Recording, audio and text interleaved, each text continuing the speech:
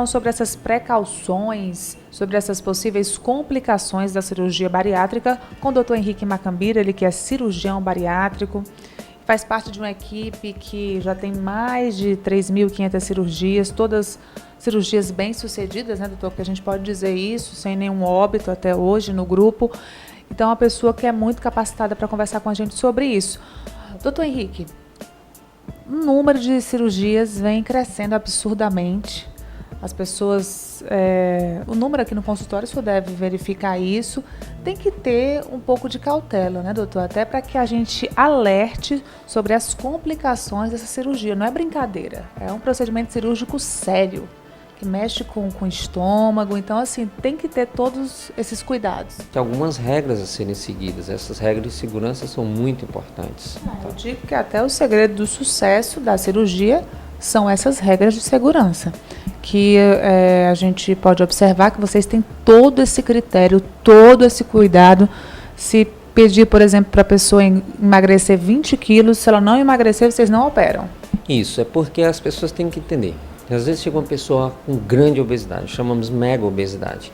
Aquele paciente, para reduzir os riscos dele, melhorar as funções vitais, a respiração, a função de bomba do coração, o paciente deve perder peso. Então, o paciente mega obeso, a gente insiste e realmente a gente põe ali, o pessoal diz, bom, fazemos uma exigência de que o paciente tem que perder aquele peso. E outra coisa, que é muito mais perigoso até, às vezes a pessoa chega aqui, doutor, eu estou com peso baixo, tenho medo do meu plano de saúde não autorizar, então vou engordar. Nosso grupo não opera, porque você vai estar de encontro a todas as ideias do que é o lógico. A pessoa ela está num processo de perda de peso. Como é que você vai engordar para poder fazer uma cirurgia? Você vai aumentar seus riscos. A gente deve evitar esse tipo de situação. Então pode acontecer problemas? Podem vários. Então a pessoa tem que ter muito cuidado com isso. Que a gente pode observar que vocês têm todo esse critério, todo esse cuidado. Se pedir, por exemplo, para a pessoa emagrecer 20 quilos, se ela não emagrecer, vocês não operam. Isso, é porque as pessoas têm que entender.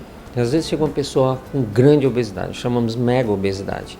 Aquele paciente, para reduzir os riscos dele, melhorar as funções vitais, a respiração, a função de bomba do coração, o paciente deve perder peso.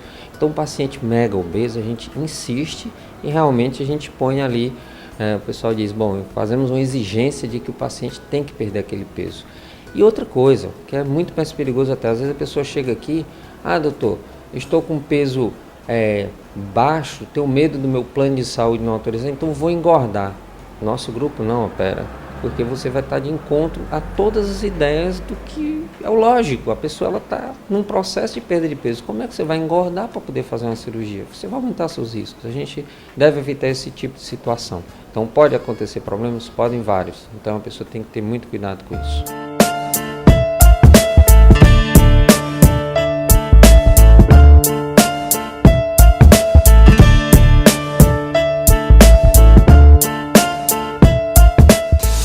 A pessoa chegou até aqui, fez a primeira consulta, passou por todos os exames, foi consultado, passou também por consultas com os outros profissionais do grupo, tudo ok. Ainda assim, quais são as possíveis complicações da cirurgia? Bom, igual a todas as operações. Todas as operações podem ter, principalmente as hemorragias, pode haver infecções, chamadas infecções hospitalares, infecções cirúrgicas. Pode haver, principalmente na obesidade, Natália, que na realidade isso é um problema mais relacionado com a obesidade, a temida embolia pulmonar, que as pessoas têm muito medo, mas a gente alerta muito porque a gente vê às vezes uma mulher obesa chegar aqui usando anticoncepcional e se esquece que a obesidade é um dos maiores fatores de risco para a embolia pulmonar. O anticoncepcional também é um fator de risco para a embolia pulmonar. E, no entanto, a pessoa não se preocupa muito com isso, ela tem mais medo do ato cirúrgico em si.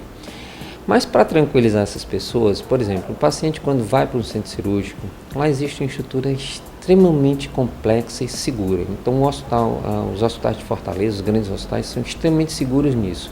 Então o paciente, falando da embolia pulmonar especificamente, ele toma um anticoagulante antes da cirurgia e durante toda a sua estada no hospital e quando vai para casa, ainda fica com um massageador nas pernas que vai ativando a circulação nesse paciente para que não exista nada disso. Ele ingere, na verdade, é administrado muito soro nele para que ele urine em grande quantidade e o sangue, digamos, fique um pouco mais fino e, consequentemente, evite essa embolia pulmonar. Mas existem outros problemas. Não é tão comum. Na realidade, a gente nunca teve nenhum caso, em toda essa história de cirurgia, há 12 anos, a gente nunca teve nenhum caso de embolia pulmonar.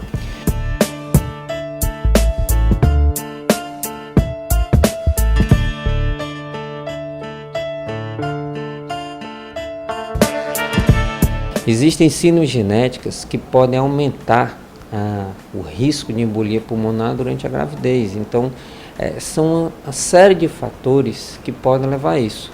Então, cada profissional da sua área toma as medidas necessárias para evitar esse tipo de problema.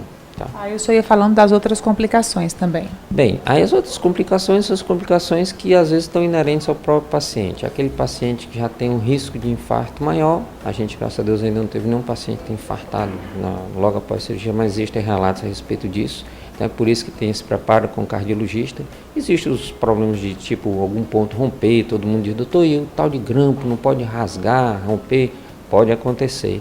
A gente pede exatamente a medida de segurança que a gente citou anteriormente. São 15 dias em casa, que é um tempo necessário para que haja uma cicatrização boa. E quando esse paciente voltar ao dia a dia normal, voltar de uma maneira bem pausada, bem lenta, para que não ocorra nenhum transtorno. Tá?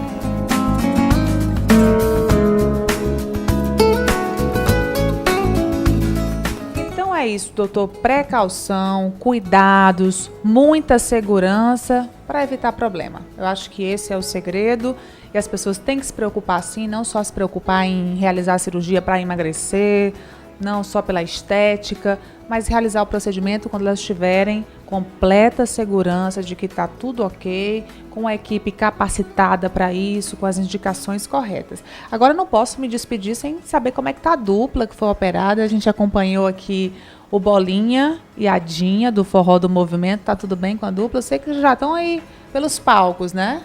Graças a Deus eles estão ótimos, estão se comportando muito bem, melhor do que o esperado na realidade, então eu acho que eles vão ter um sucesso muito bom. São pessoas bem determinadas, eles sabem o que querem. Já emagreceram alguma coisa? Já, né? Estão no processo de emagrecimento, esse processo vai até 1 ano e meio mais ou menos, então apesar de que nesse momento a perda maior de peso, mas já iniciaram o processo de emagrecimento. E para os fãs da dupla, da banda, tudo ok com a dupla que a gente mostrou aqui no check-up. Doutor, muito obrigada então e parabéns pelo trabalho de vocês mais uma vez. Muito obrigado, Natália.